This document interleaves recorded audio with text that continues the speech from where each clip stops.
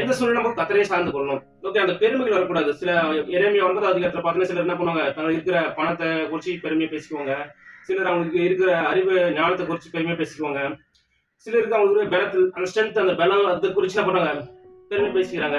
ஆனா, அதெல்லாம் வந்து இருக்கக்கூடாது ஃபிரெண்ட்ஸ். ஏன்னா பெருமைகள் வந்து நம்ம ஒரு மனித நேயம், மனித குணத்தையே பாதிக்கிற ஒரு முக்கியமான ஒரு குணம் என்னன்னா, இந்த பெருமைகள் ஃபிரெண்ட்ஸ். இந்த பெருமை கண்டிப்பா நமக்கு இருக்கக்கூடாது. ஓகே ஃபிரெண்ட்ஸ், இந்த பெருமைகள் இருந்தா நம்ம என்ன பண்ணுவோம், கண்டிப்பா கடவுளுக்கு விரோதமா நம்ம மாறிடுவோம்.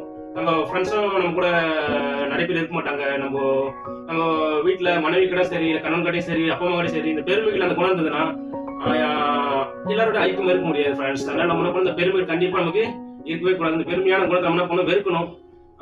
எப்பயுமே நம்ம இந்த வசனம் பார்த்த மாரி, பெருமைகளுக்கு தேவன் எப்படி இருக்கிறார், எதிர்த்து நிற்கிறாருன்னு பார்க்கிறோம். தாழ்மையுள்ளவருக்கு தான் தீர்ப்பு அளிக்கிறார் அப்படின்னு. ஓகே ஃபிரெண்ட்ஸ், நம்ம எந்த சூழ்நிலை இருந்தாலும் நம்ம இந்த ஒரு தாழ்நிலையில இருந்தாலும் சரி, நமக்கு காசு, பணம் கொஞ்ச காலம் வந்தா கூட நம்ம பெருமையா இருக்கணும் ஃபிரெண்ட்ஸ். எப்பயும் பணிவா, கனிவா இருக்கணும் ஃபிரெண்ட்ஸ்.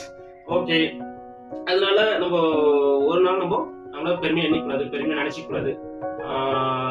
அந்த பெருமையான குணம் ரொம்ப டேஞ்சர் அது.